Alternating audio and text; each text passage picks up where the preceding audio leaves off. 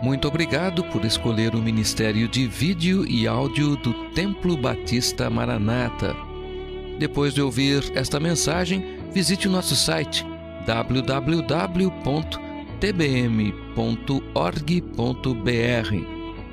A nossa igreja oferece discipulado cristão, instituto bíblico e muitas oportunidades para o seu crescimento espiritual. Que Deus o abençoe. Maranata, ora vem, Senhor Jesus.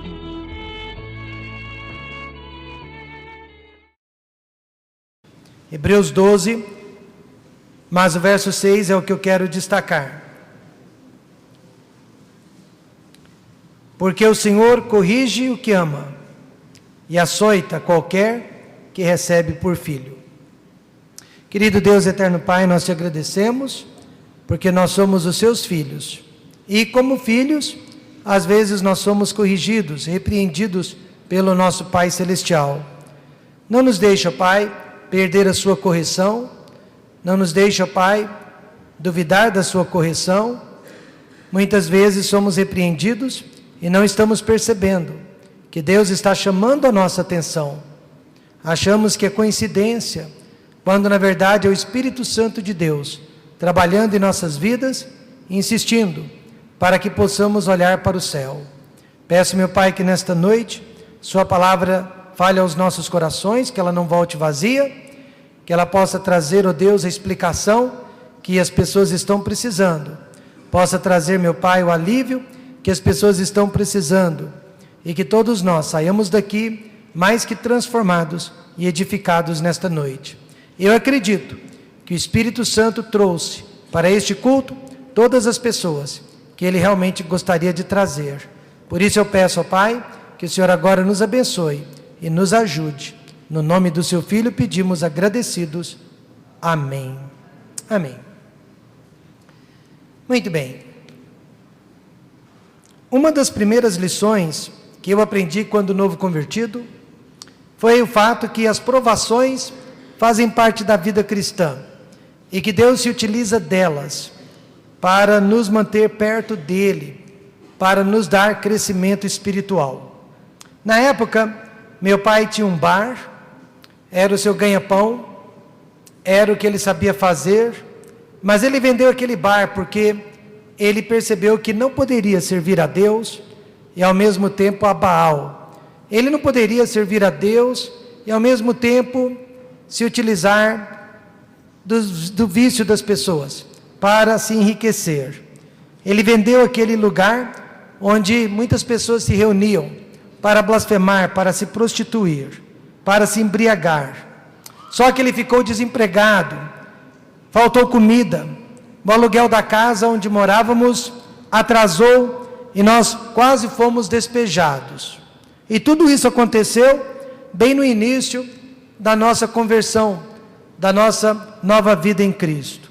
Eu aprendi que, apesar do sofrimento que Deus permite em nossas vidas, Deus é fiel. Eu aprendi que o choro pode durar uma noite, mas a alegria vem pela manhã. Tiago 1, verso 12 diz: bem-aventurado o homem que suporta a tentação, porque quando for provado, receberá a coroa da vida, a qual o Senhor tem prometido aos que o amam. A Bíblia nos fala de Jó, um dos primeiros habitantes sobre a face da terra. Ele perdeu todos os seus bens materiais. No mesmo dia ele perdeu a vida de 10 filhos. Ele perdeu a saúde. Ele perdeu a simpatia e o respeito de sua esposa. Ele perdeu a confiança de seus amigos. Mas apesar de tudo que perdeu, ele suportou a provação e foi bem-aventurado. Agora, Tiago 5,11 diz: eis que temos por bem-aventurados os que sofreram. Ouvistes qual foi a paciência de Jó, e vistes o fim que o Senhor lhe deu, porque o Senhor é muito misericordioso e piedoso. Amém, irmãos? Nós vamos passar por provações, mas Deus é muito misericordioso e piedoso. O Evangelho da Prosperidade está dizendo para as pessoas: venham todos, e todos os seus problemas serão resolvidos, Isso tem enchido as igrejas, mas o Evangelho de Jesus Cristo diz: vinde a mim, todos que estáis cansados e oprimidos, e eu vos aliviarei. O sofrimento é uma espada de dois gumes, pode nos aproximar de Deus, ou pode nos afastar ainda mais de Deus. A escolha é sempre nossa. Nós temos visto pessoas passando pelo vale da sombra da morte, se afastando mais e mais de Deus, enquanto que outras se aproximam mais e mais de Deus, porque a escolha é sempre a nossa. Hebreus 12 declara 3 benefícios que o sofrimento causa em nossas vidas. Pastor, o sofrimento causa algum tipo de benefício? Se não causasse, Deus não o permitiria. Primeiramente, o sofrimento garante a nossa paternidade. Eu sei que os incrédulos também sofrem, mas quando os salvos em Cristo estão sofrendo, é Deus permitindo por uma razão. Verso 7 diz: se suportais a correção, Deus vos trata como filhos. Porque que filho há a quem o pai não corrija? A palavra correção significa treinamento. Que filho há a quem o pai não treine? Educação. Que filho há a quem o pai não eduque? E sem treinamento, o Filho de Deus nunca chegará à maturidade cristã. Se Deus não permitisse provações, muitos ainda seriam crentes imaturos e bebezinhos na fé. Primeiro, só os filhos de Deus podem ser corrigidos. Amém, irmãos? Só os filhos. O verso 8 diz: mas se estáis sem disciplina, da qual todos são feitos participantes, sois então bastardos e não filhos. E a palavra bastardo significa filhos ilegítimos. Por isso eu disse, a primeira coisa que nós devemos fazer pela nossa igreja é ter certeza que somos salvos. Quantos têm certeza que são salvos? Digam amém. Amém. Esta é a primeira bênção que você pode fazer pela sua igreja. Jesus disse que o trigo e o joio cresceriam juntos. E o joio, ele tem dificuldade com a igreja, ele tem dificuldade com os ensinamentos, ele tem dificuldade com a pregação, ele tem dificuldade com a adoração, mas o trigo, filho de Deus, ele ama a casa de Deus, que é a coluna e a firmeza da verdade. Ele ama a igreja, a qual Deus resgatou com o seu próprio sangue. Só há uma maneira de sermos filhos legítimos, através do sangue do Senhor Jesus Cristo. No jardim do Éden, Deus disse para Adão: Adão, onde estás? E esta foi a primeira vez que Deus deixou os céus e veio até a terra em busca de seu filho perdido, em busca de sua criatura perdida. Agora um senhor de idade, ele disse para um jovem pregador: jovem pregador, se você ler esta passagem, Adão, onde estás?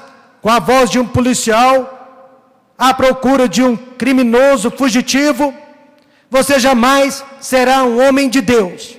Mas se você ler esta passagem, com a voz de um pai, em busca de seu filho perdido, você será um pregador abençoado por Deus. Se você está passando por provações, agradeça a Deus, porque você não é um filho ilegítimo, mas um filho verdadeiro, que precisa de correção, precisa de educação, precisa de treinamento. Em segundo lugar, só os filhos recebem o amor do Pai. Lemos: porque o Senhor corrige o que ama, e açoita a qualquer que recebe por filho. Há muitos anos, quando morávamos no setor Pedro Ludovico, eu tinha 5, 6 aninhos de idade. Meu irmão mais velho, com 8, 9 anos de idade, levou 2 meninos de rua para dentro da nossa casa, para dormir na nossa casa. Os 2 meninos moravam dentro de um carro velho abandonado. Os pais haviam sido levados para a prisão, e os meninos ficaram soltos na rua e foram dormir dentro de um carro velho. O meu irmão fez amizade com aquelas crianças e os levou para dentro de casa. Estava frio, chovendo muito naquela noite, quando meu pai chegou e viu aqueles 2 meninos de rua dentro da nossa sala. Meu pai deixou aqueles meninos dormirem na casa naquela noite, mas na manhã seguinte, o meu pai pediu que eles fossem embora. Ele jamais teria feito isso comigo, ele jamais teria feito isso com meu irmão, porque ele era o nosso pai, obrigado a nós, responsável por nós, mas ele não tinha nenhuma obrigação legal para com aqueles meninos. Eu sei que é triste ouvir isso, mas é verdade. Deus também não tem nenhuma responsabilidade para com os perdidos, para com os ilegítimos, mas Deus é nosso Pai e Ele tem responsabilidade para com os salvos. Ele tem interesse para com os salvos. Depois de cair em pecado, o rei Davi teve que optar entre 3 escolhas de punição. 2 delas, ele seria punido pelos homens. E a terceira, ele seria punido por Deus. Qual foi a escolha de Davi? Ele decidiu ser punido por Deus. Ele disse: estou em grande angústia, porém caiamos nas mãos do Senhor, porque muitas são as suas misericórdias, mas nas mãos dos homens não caia eu. Então veja, irmãos, a correção de Deus, ela pode ser severa, mas ela sempre corrige em amor e com misericórdia. Ele é mais brando que o homem. Então lembre-se, o sofrimento garante a nossa paternidade. O sofrimento garante a nossa filiação. O sofrimento garante que somos filhos de Deus, porque os filhos de Deus são corrigidos, mas sempre em amor. Todo crente que passa por tribulações, sempre me dizem que naquela hora estão sentindo o amor de Deus. Agora veja comigo o segundo benefício que o sofrimento pode causar em nossas vidas. O sofrimento purifica o crente de seus pecados. Hebreus 12, 9 a 11 diz: e na verdade toda correção ao presente não parece ser de gozo, senão de tristeza, mas depois produz um fruto pacífico, de justiça, nos exercitados por ela. Ou seja, na hora que nós estamos sendo repreendidos, não há prazer, não há gozo, não há explicação, mas em seguida nós sentimos purificados, não é verdade? Sentimos leve. Os nossos pais, segundo a carne, nos corrigia, apesar de suas próprias falhas. Agora Hebreus diz: muito mais nos corrigirá o nosso Pai Celestial, que é perfeito em todas as suas correções. Primeiro, o crente passa pela fornalha da santificação. E a palavra santificação significa separação. Deus, durante o sofrimento, nos separa do pecado, da impureza. Lemos: além do que, tivemos nossos pais segundo a carne, para nos corrigirem, e nós os reverenciamos. Não nos sujeitaremos muito mais ao Pai dos Espíritos, para vivermos? A maioria de nós aqui, se não todos nós, já fomos disciplinados e corrigidos pelos nossos pais. E nós agradecemos a Deus por isso, não é verdade? Agora aqui diz, reverenciamos, sujeitamos, significa tínhamos temor. Tínhamos temor de nossos pais. E essa é a mesma ideia que Salomão nos dá em Provérbios 9:12. O temor do Senhor é o princípio da sabedoria, e o conhecimento do santo a prudência. Por isso eu posso dizer, a pior coisa que pode acontecer conosco é perder o temor de Deus, perder o temor do Senhor, deixar de ter o temor de Deus no coração. Jó 23:10 diz: porém ele sabe o meu caminho, provando-me ele, sairei como ouro. Recentemente eu visitei uma casa, e uma senhora me disse: pastor, ore por mim, eu sinto que estou perdendo o temor de Deus. Ela precisa de oração mesmo, não é verdade? Porque quando você perde o temor de Deus, você perde toda a esperança. Não há mais nenhuma força por detrás da sua fé. Não há mais nenhuma força por detrás da sua vontade. de servir a Deus. Por isso o temor de Deus é o princípio de toda sabedoria. Jó disse: porém ele sabe o meu caminho, provando-me ele, sairei como ouro. E o ouro, irmãos, antes de ser purificado, é uma pedra rústica, é uma pedra até feia. Ninguém dá nada para o ouro quando ele está no seu estado natural. Mas depois de introduzido numa fornalha de altíssima temperatura, aquele metal sai de lá lindo, precioso e purificado. Eu li que no tempo medieval, o ourives olhava intensamente para dentro daquele caldeirão, enquanto ele esquentava a massa de ouro e aumentava a temperatura gradativamente, fervendo aquele ouro.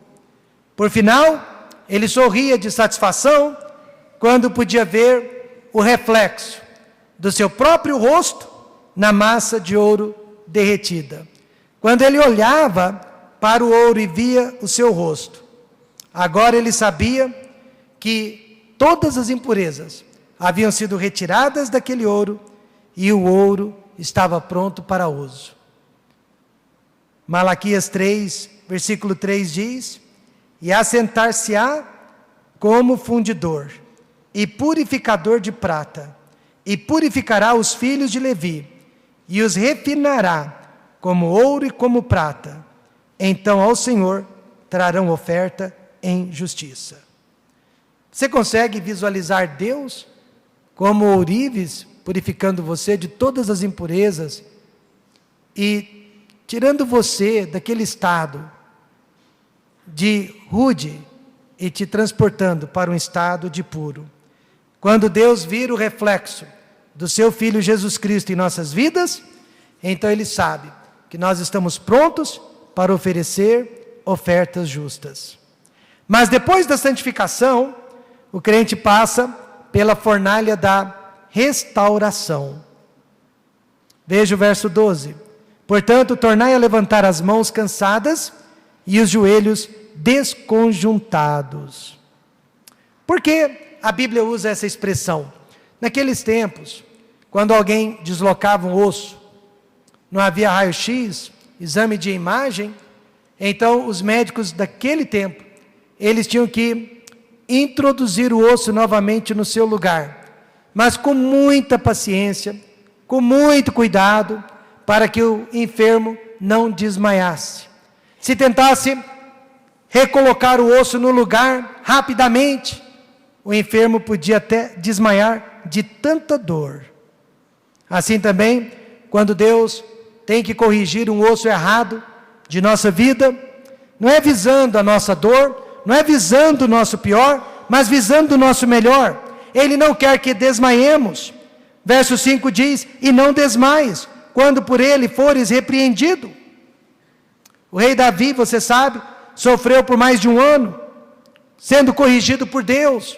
E agora no Salmo 51:12, ele pediu a Deus por restauração. Ele estava pronto para ser restaurado, ele já havia sido purificado, ele já havia sido corrigido, agora ele estava orando por restauração, e ele disse: torna a dar-me a alegria da tua salvação, torna a dar-me um espírito voluntário. Davi sabia que não adiantava apenas correção, mas ele precisava também de restauração. E restauração é você voltar a um estado de avivamento espiritual, amém, irmãos? É você voltar a um estado de alegria, de gozo, de satisfação, por causa de Jesus Cristo na sua vida. Nós precisamos de um espírito voluntário, e a alegria da nossa salvação nos acompanhando. Só que às vezes, só o sofrimento consegue produzir esse espírito novamente em nós. O último benefício que podemos citar a respeito do sofrimento: o sofrimento produz paz em nossas vidas.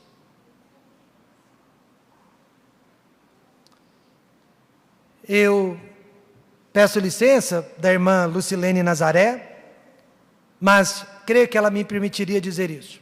Quando ela foi diagnosticada com câncer,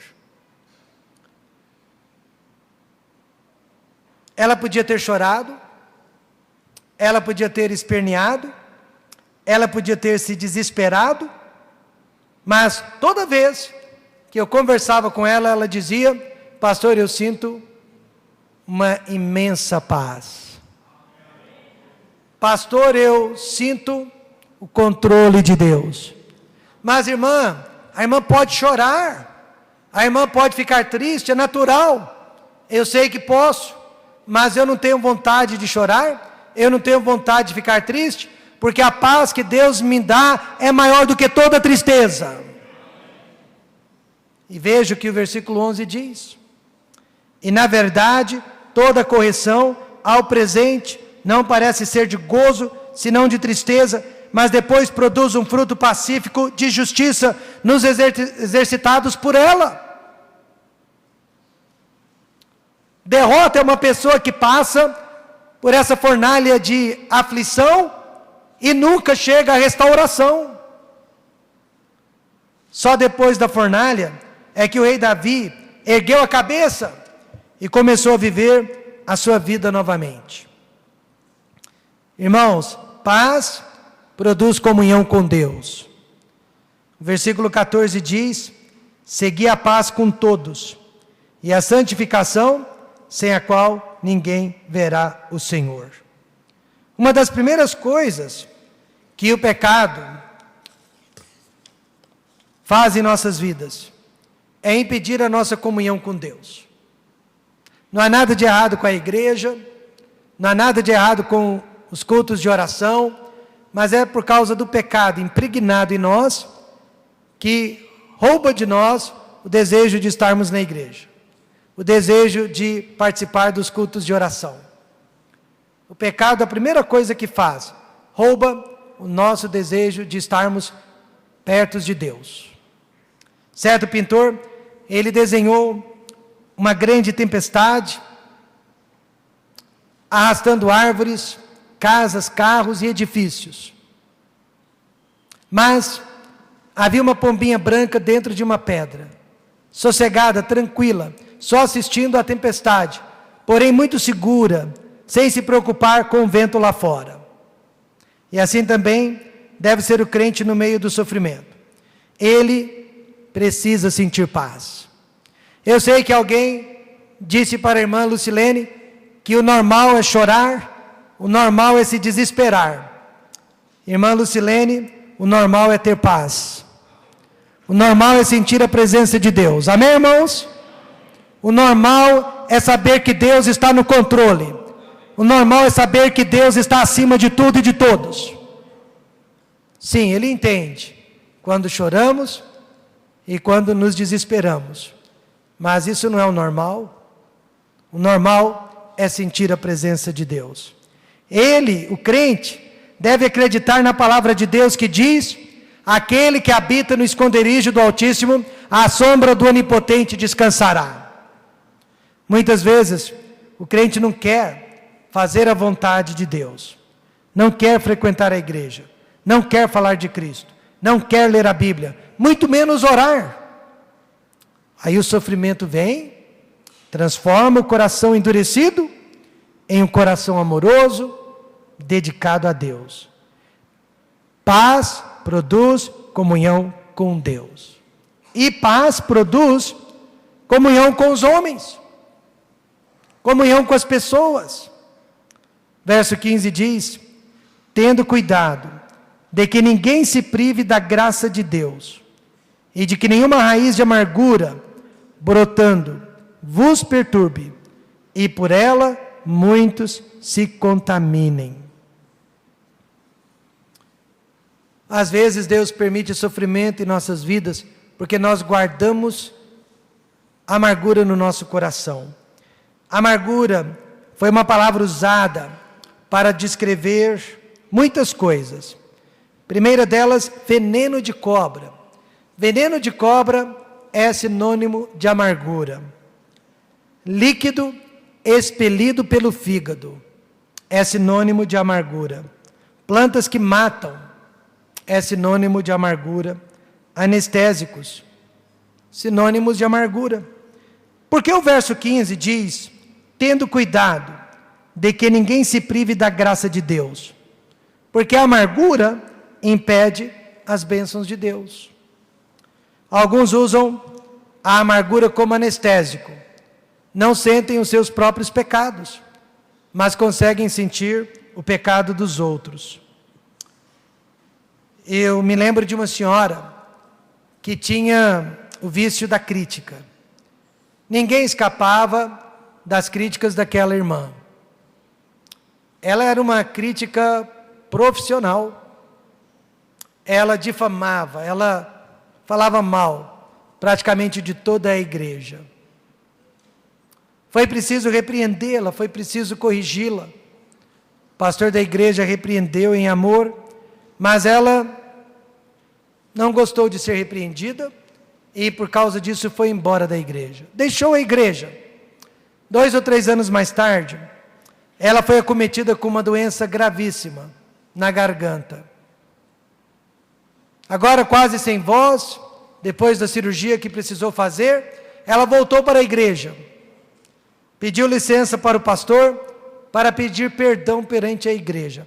Quase sem poder falar, ela pediu perdão à igreja. Ela disse: irmãos, quando eu tinha uma voz melhor, quando eu gozava de uma saúde melhor, eu usei a minha língua para difamar, para criticar, para condenar as pessoas. E eu sei que Deus me corrigiu e gostaria de pedir que os irmãos me perdoassem. Veja então que o sofrimento produziu paz na vida daquela senhora, e a paz, por sua vez, produziu comunhão entre ela e Deus, e entre ela e os seus irmãos em Cristo. Nós tínhamos uma irmã na igreja onde eu cresci, que vivia reclamando da sua falta de paciência. Realmente ela era muito ansiosa, não sabia esperar, e ela não tinha paciência, principalmente com as pessoas. Pastor, ore por mim, eu quero ter paciência para com as coisas que acontecem na minha vida, e eu quero ter paciência para aceitar as pessoas como são. Pastor, ore. O pastor perguntou: você tem certeza que você quer que eu ore por paciência na sua vida? Sim, pastor, claro que eu tenho. Então, minha irmã, o que você está realmente pedindo é tribulação. Você está pedindo por tribulação. Não, pastor, eu só quero paciência, eu não quero mais tribulação na minha vida. Porém, a palavra de Deus diz o quê? Sabendo que a tribulação produz a paciência. Todos nós que precisamos de paciência, a Bíblia diz que vem através de provações, através de tribulações. E existem apenas 2 maneiras de se livrar do sofrimento. A primeira delas, com o tempo o sofrimento acaba. Pastor, e se eu morrer? Um homem de Deus disse: a morte é um empurrão para a vida. Mesmo morrendo, o sofrimento acaba. Amém, irmãos? Mas uma outra forma, reconheça que o sofrimento é um desafio de Deus. O sofrimento é um desafio de Deus. E ele vem sobre todas as pessoas. Vem sobre todos nós. De diversas formas. Quero terminar dizendo isso para os irmãos. Nossa igreja tem 21 anos de vida.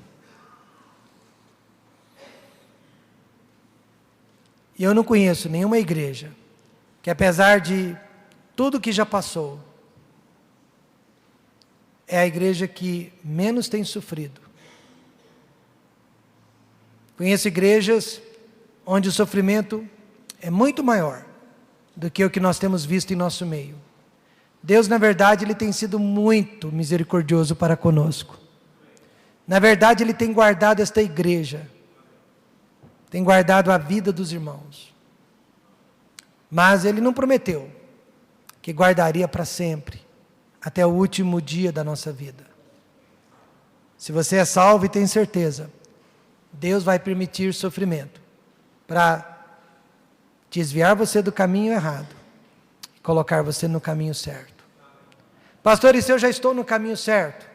Deus, assim mesmo, permite o sofrimento, para que Ele possa olhar em você e ver o rosto de Jesus Cristo na sua vida. Agora, quem não suporta sofrimento, precisa investigar a sua própria salvação. Porque se suportais a provação, Deus vos trata como filhos.